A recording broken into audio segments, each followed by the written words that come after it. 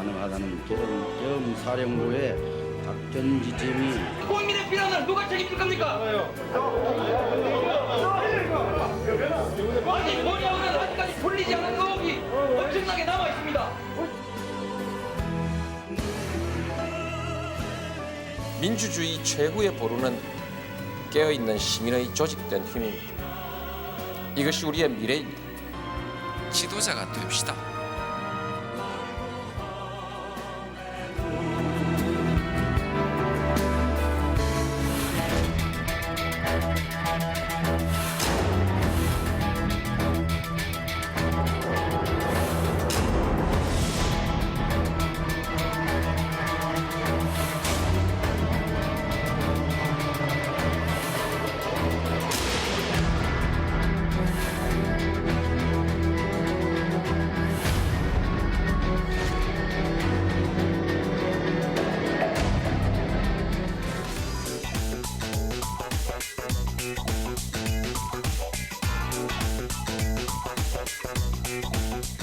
김성환 평론가 양지열 변호사 자리했습니다. 오늘 첫 번째 주제 보겠습니다.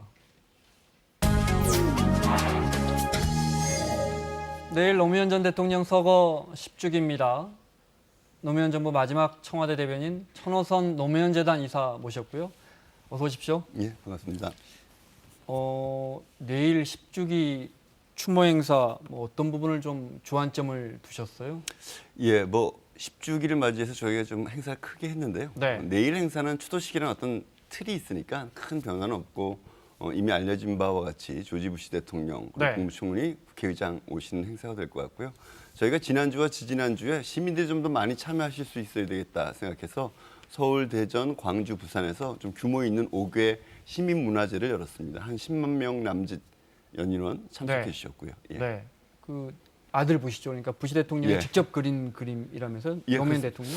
퇴임 이후에 그림을 배우셨다고 전해 들었습니다. 그러니까요. 네. 그래서 저희가 사진을 좀 열 몇 장 보내드렸고요. 네. 그 중에 이제 한 장을 선택해서 그리셨는데 아직 완성되지 않은 것을 제가 일단 한번 봤습니다. 보내주셔서 네. 옆모습을 그린 초성하더라고요. 잘 그리셨더라고요. 아, 그래요? 예, 네. 내일은 완성된 모습을 볼 수 있을 것 같습니다. 네.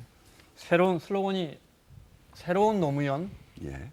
어떤 의미입니까? 예, 의미는 누구나 다양하게 부여할 수 있겠습니다만 저는 한 두 가지 정도 보는데요. 하나는 노무현 대통령을 함께 겪지 않은 젊은 세대들에게 노무현 대통령이 어떻게 인식되어야 될까, 또 바르게 알려야 되겠다 이런 문제의식 같은 것들이 있고요.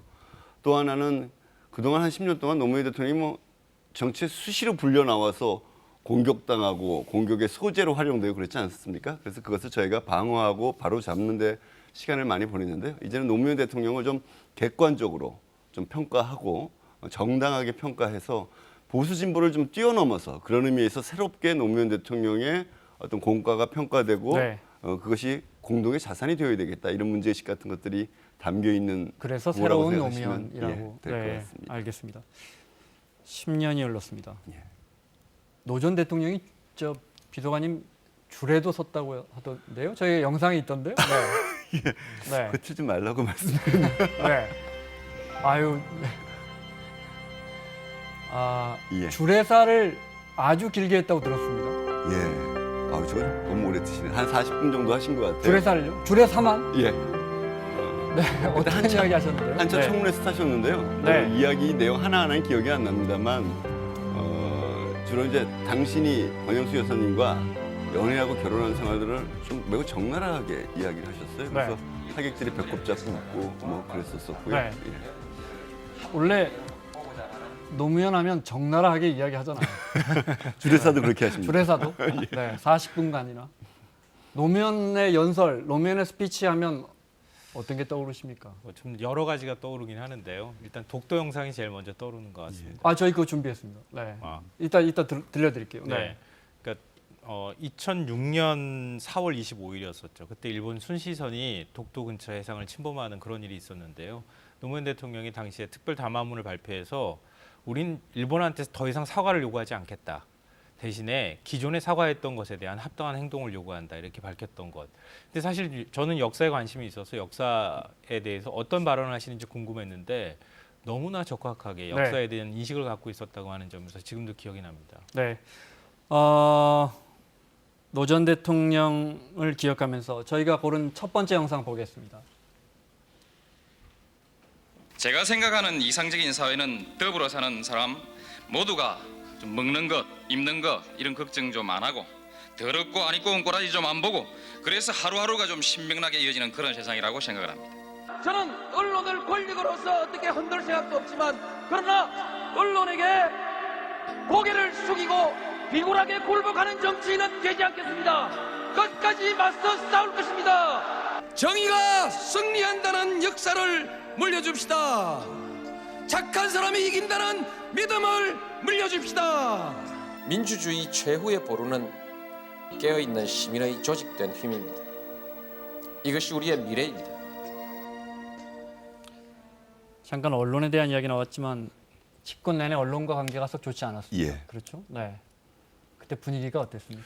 뭐 5년 내내 좋지 않았고요. 제가 그래서 대통령께서 직접 나가서 언론과 국민에게 설명하시겠다고 할 때 춘추관에 나가서 네. 저희가 바짓가랑이를 잡고 말린 적이 한두 번이 아니었고요. 네. 마침 제가 대변인이 됐을 때가 기억하시겠지만 취재지원 선진화라고 해서 언론과 정부의 관계를 좀 정상화하겠다는 추진을 하셨죠. 그 기자들은 아주 그걸 험악한. 기자실에 대못 박았다 이렇게 표현했죠. 예, 아주 험악한. 그래서 아마 무슨 언론 탄압 국가처럼 대부분의 언론인들께서 또 비판하시고 그러셨던 시점인데요. 네. 그래서 그게 참 어려워서 그 상황에서 저는 그때 당시 대변인이었는데 국민들에게 더 많은 정보를 왜곡되지 않게 전달해야 되겠다고 그래서 매주 월요일서부터 금요일까지 오후 2시 반에 사전 각본 없이 질의응답을 다 받는 그런 그 생중계 브리핑을 했었습니다. 네. 하여튼 그런 식으로 상황을 대처해 나갈 수밖에 없었을 정도로 굉장히 어려웠던 상황이죠. 네. 예. 이상적인 사회는 먹는 것, 입는 것 걱정 안 하고 더럽고 안 입고 온 꼬라지 좀 안 보고. 네. 대통령의 화법을 다시 봐도 참 노무현답습니다. 네.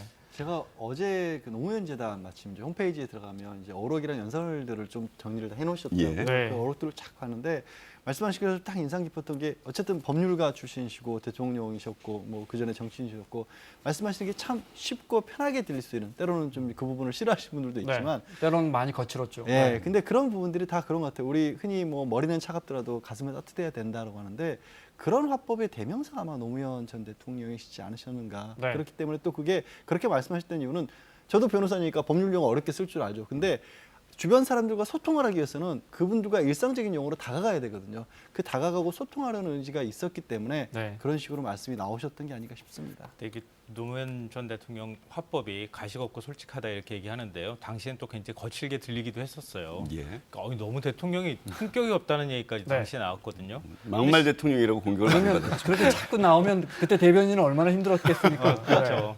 그리고 언론과도 관계가 불편했던 시절이었기 때문에. 네. 근데 지금 되돌아보면은 최근에 정치인들이 그걸 많이 따라하는 것 같은 느낌을 받게 돼요. 그건 제가 좀 이의를 제기해야 될 것 같은데. 네, 근데 제가 차이점이 뭔지를 말씀드려야 네. 될 것 같은데요.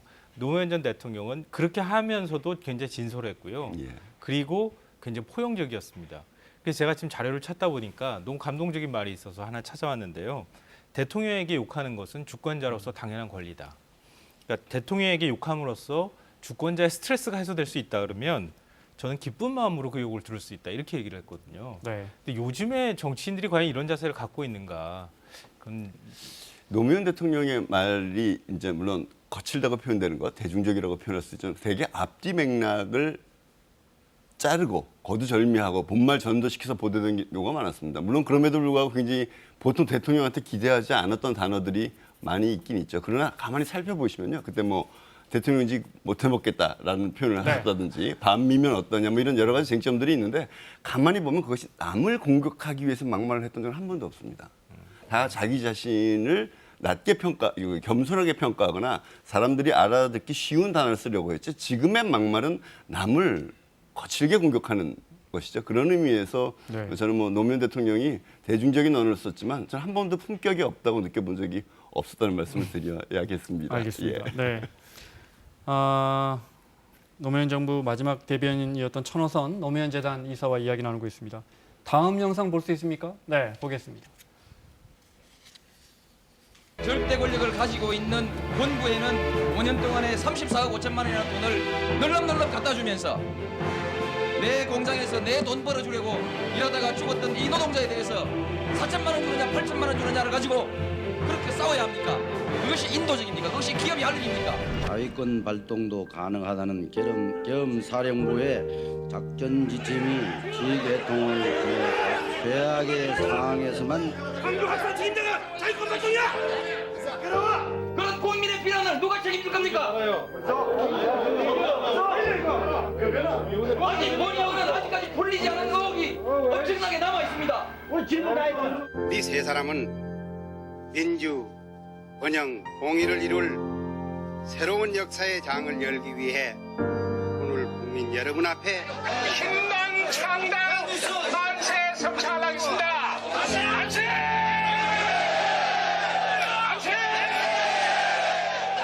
무시하지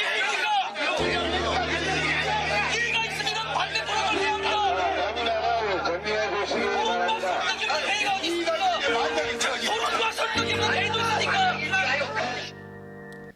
저기 이의 있습니다라는 네, 역사에 남을 말이죠. 네, 정치인 노무현의 탄생 그 앞부분 네, 청문회 그렇게도 또 의미 부여할 수 있을 것 같고요. 어떻게 보셨어요? 네. 양 변호사부터? 네. 아니, 저 모습들이 그렇죠. 이렇게 소리를 지르시는 것도 같고 굉장히 감정이 폭발하는 것 같은데 가만히 잘 들어보면 굉장히 논리를 그 바탕에 깔고 항상 하셨던 말씀들이었어요. 그리고 아까 요즘 정치인과 비교해서 잠깐 얘기를 하시는데 청문회장이라든가 아니면 뭐 3당 합당을 상의하는 모습 같은 걸 때 고함을 지르는 겉모습은 비슷해 보이는데 항상 그때도 그렇고 지금도 그렇고 공감이 가는 어떤 거를 끌어내는 그런 마력이라고 해야 될까요? 매력을 넘어서는 마력 같은 것들이 있으셨던 것 같이 네. 결국에는 이 정치인 노무현을 키웠던 게 아닌가 싶습니다. 예, 뭐 하나하나가 다 명장면인데요. 좀 의외로 맨 끝에 이 있습니다라고 네. 해놓고 반대합니다라고 하신 게 아니라 반대 토론을 해야 합니다. 토론과 설득이 없는 회의가 어디 있습니까? 라는 얘기를 하십니다. 바로 그건데요. 네. 노무현 대통령이 굉장히 전투적이고 투쟁적인 모습들을 많이 기억하시는데 물론 그렇기도 했지만 이건 노무현 대통령의 민주주의 관과도 연결이 되지만 결국엔 그것을 통해서 다시 통합하는 것도 항상 꿈꾸셨습니다. 그리고 그런 과정을 통해서 토론과 설득이 매우 중요하다고 생각하셨고 인수위 때는 인수위 앞두고 토론공화국을 만들겠다라고 선언을 하시고 실제 국무회의 모습도 많이 달라졌지만 청와대 내부에서 민주적인 토론을 통해서 의사결정을 해나가는 시스템을 직접 구축하시고 운영하시는 그런 토론과 통합 합의의 정치, 어떤 통치 이런 것들을 직접 실천하셨던 기억들을 가지고 있습니다. 일상적으로 예. 비서관들과 많은 이야기를 했을 것 같아요. 예. 네. 노 전 대통령 스타일이 또 이야기 많이 하는 사람이에요. 예. 비서관들이 설득하면 듣습니까? 당신이 설득당하면 듣죠. 네. 예. 대개 저희가 뭐 설득이라기보다는 대화를 통해서 공감을 이뤘던 것들이 많고요. 네. 안 되는 거는 왜 여쭤봤냐면 드라마틱하게 본인의 입장을 바꿨던 적이 여러 번 있었거든요. 예를 들면 네. 어떤 것일까요? 예를 들어 FTA 같은 경우도 있고 예. 미국에 대한 인식 같은 것도 취임하고 급격하게 바뀌었고요. 네. 뭐 예를 들면 문재인 당시 시민사회 수석이 이라크 파병 같은 경우는 반대를 하셨죠. 네. 반대를 하셨지만 종합적으로 판단해서 결정을 하시는 거죠. 예. 네. 다음 영상 보겠습니다. 종로에서 당선된 후에 부산으로 내려가서 낙선한 유명한 사례가 있죠. 네, 보겠습니다. 영남과 호남 모두에서 지지받을 수 있고 그래서 동과 서를 하나로 합쳐서 광주에서 콩이면 부산에도 콩이고 대구에서도 콩인 옳고 그름을 중심으로 해서 인물과 정책을 중심으로 해서 그렇게 정치를 해나갈 수 있는 그래서 국민들에게 봉사할 수 있는 새로운 정치를 이 노무현이 열겠습니다.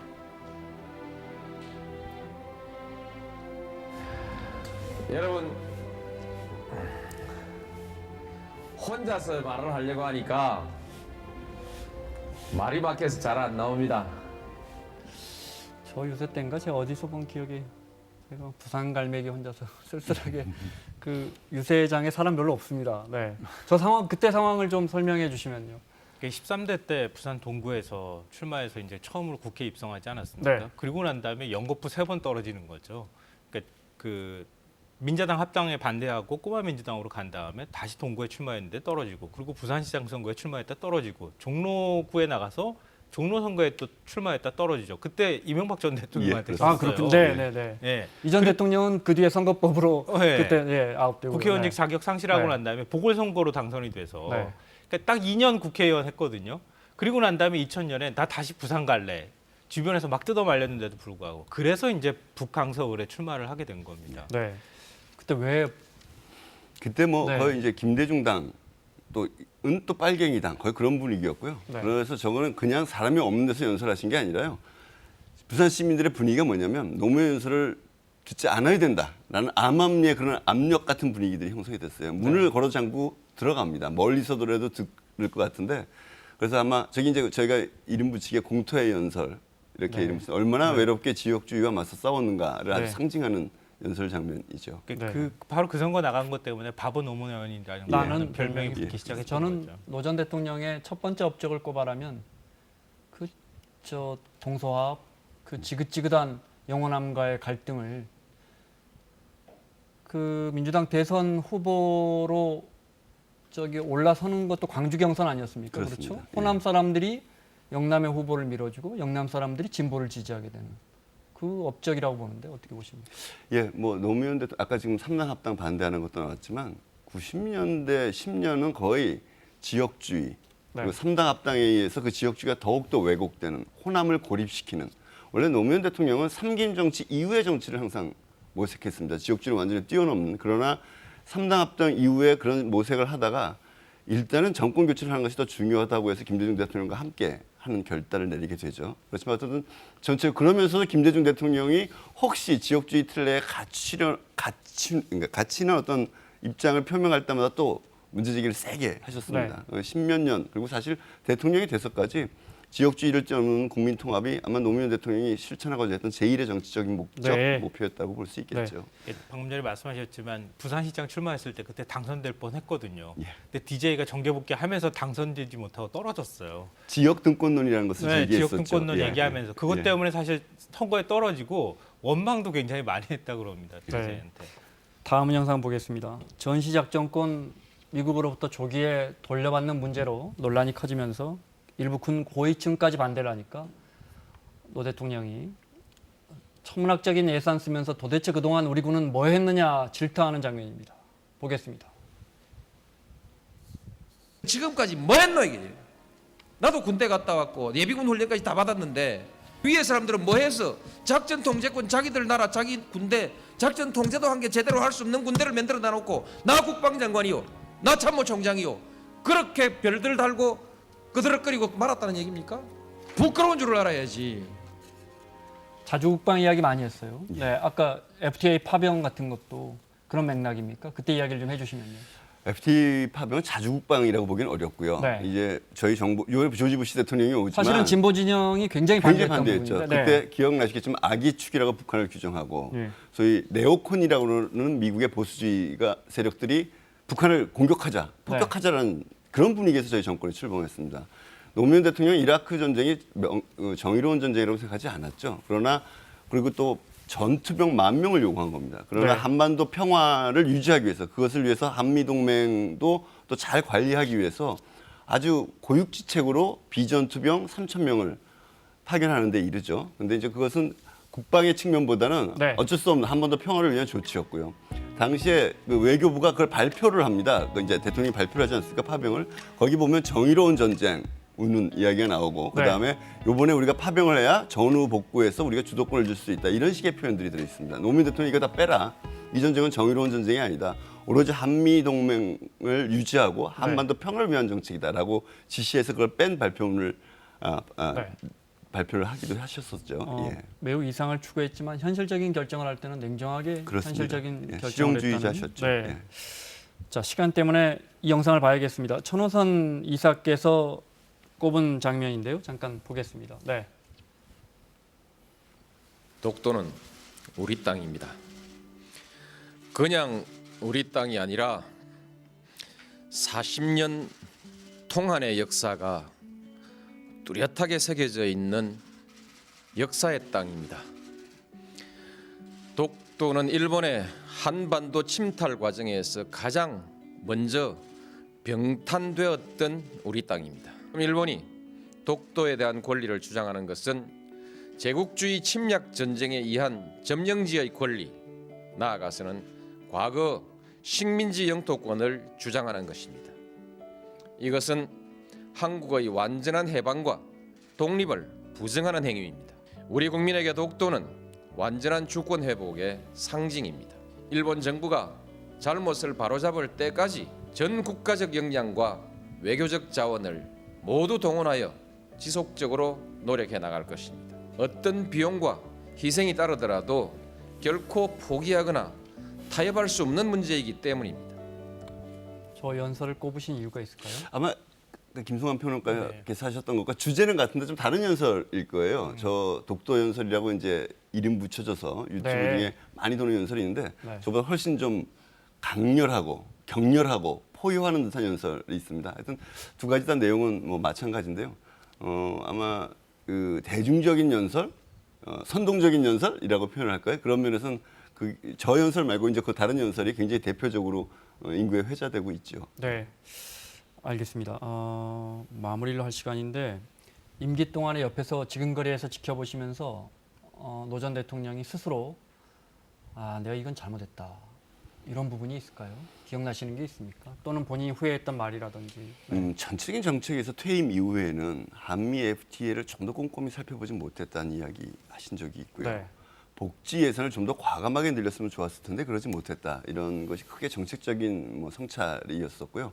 진행 과정에서 당신의 말이 항상 시비가 되니까 그런 부분을 좀 더 시비 안 걸리게 좀 더 품위 있게 했었으면 좋았을 네. 걸이라고 말씀하셨는데 저는 그거 뭐 후회하실 일은 아니었다고 노무현다운 일이었다고 생각합니다. 예. 본인의 화법이나 이 말하는 스타일에 대해서 가끔씩 후회하시기도 했어요. 예. 그런 네. 말씀 뭐 한두 번 저도 들었습니다. 네, 알겠습니다.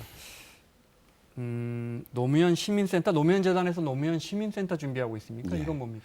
그 깨어있는 시민들의 조직된 힘이 민주주의 최후의 보루라는 노무현 대통령의 묘비명이 있지 않습니까? 그것이 지난 촛불로 뭐 증명되었고요. 네. 저희는 이제 시민의 힘을 키우기 위해서 민주주의를 학습하고 시민들이 다양한 문화 활동을 하고 사회적 변화를 위한 실천들을 뒷받침해주는 그런 오프라인 공간이 하나 꼭 필요하다 이런 생각을 해왔습니다. 그래서 지금 창덕궁 옆에 부지를 확보하고 이제 조만간 착공하고요.